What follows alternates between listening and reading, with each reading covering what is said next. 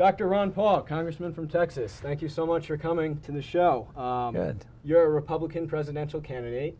You raised $4.2 million on Monday alone. Smashed all the records. Elaborate on that. What do you... Well, it is pretty amazing, especially because it was done by a single volunteer who decided that he'd get involved in politics. Never been involved in politics before. Really? Did this over the internet.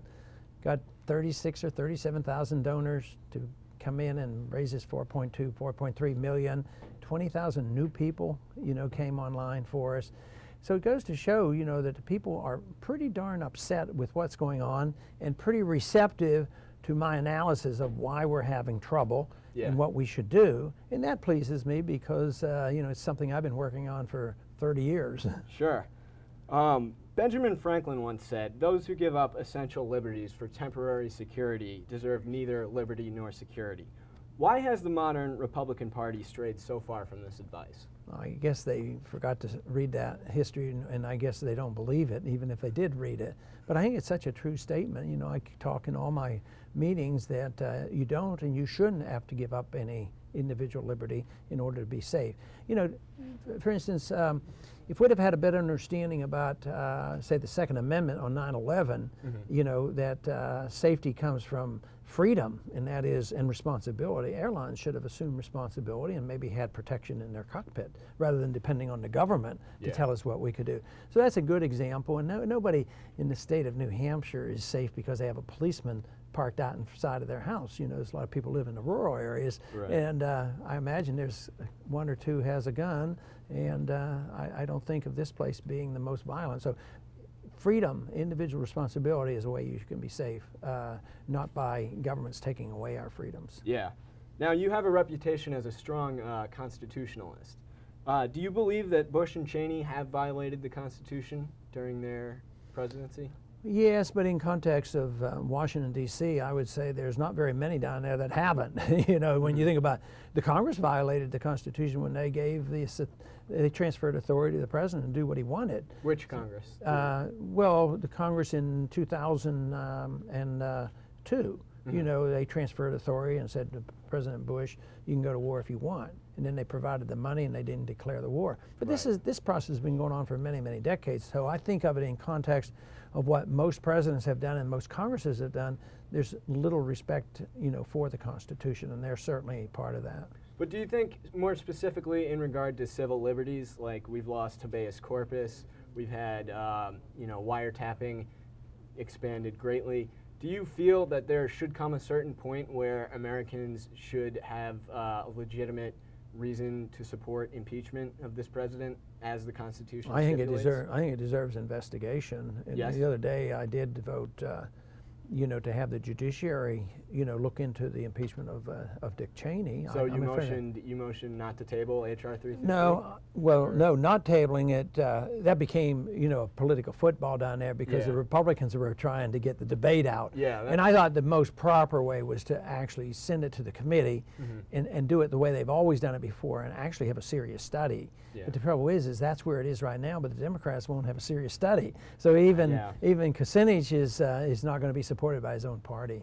Yeah, it's sad to see that. It certainly is sad to see that. How much would you reduce the Pentagon's budget by, and how would you do this? We have to change foreign policy, then you can reduce the budget. In overall policy, when you add up State Department, veterans budgets, interest, the DOD budget, and then the war, you're talking about close to $1 trillion. I would think you could pretty quickly save $300 billion. And that would go a long way to helping people here. My argument is tide people over and help them out, let young people go on their own, and opt out of the system and medical care and their retirement benefits. But there's a lot of room for saving money. That when you think of bringing troops home from Korea and Japan and Europe and the Middle East, and of course I think we would be a lot safer as well and have a stronger national defense. Yeah, you were only one of 6 Republicans to vote against authorizing the Iraq War. I assume you voted against all funding. All funding. Yeah. Even up till yesterday, we had funding to vote against. How would a Paul administration have responded differently to a catastrophe like Hurricane Katrina? Well, the law of the land is such that they've been misguided, and all the responsibility was placed in the hands of the federal government and all the resources. You know, the money's up there, the FEMA has the authority and all this.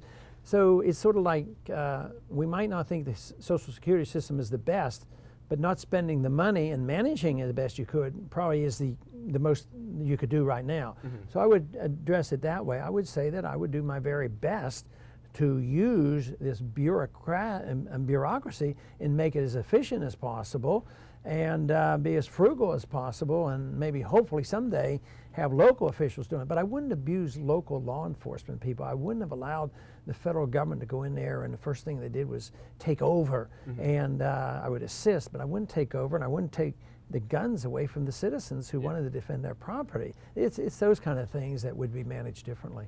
Would you, I mean, I know you're very, very careful on approving government spending on anything, but would you agree that the government has some responsibility to protect us, and would you commit to building those levees to Category 5 sustainable?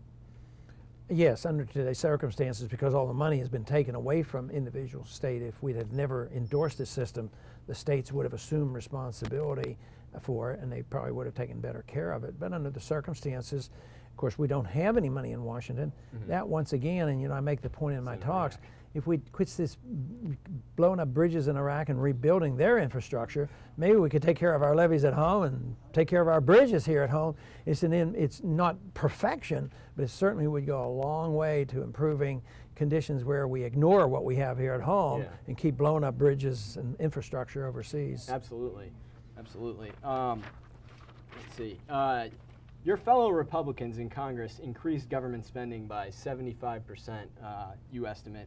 How do conservatives have any fiscal legitimacy going into the 2008 election other than yourself?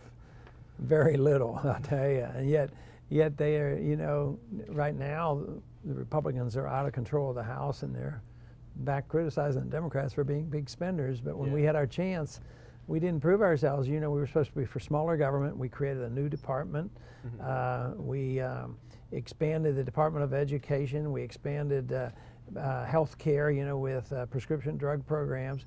We expanded regulations through Sarbanes-Oxley. And of course, we got ourselves into this no-win catastrophic war that we're involved with now. So they don't have a whole lot of credibility, and I think that's why we didn't do very well last year. Yeah.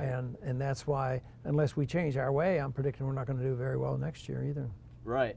Now, in a recent Republican debate, Mitt Romney suggested we leave declaring war to lawyers and attorneys.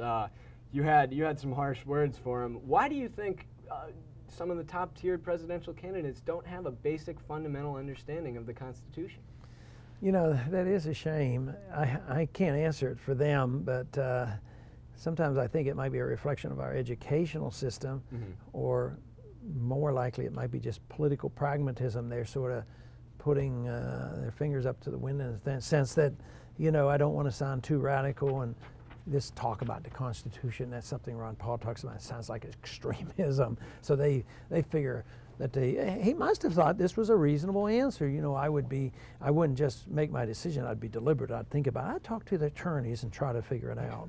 Very annoying to me it was. Yeah, well, a lot of other Americans too.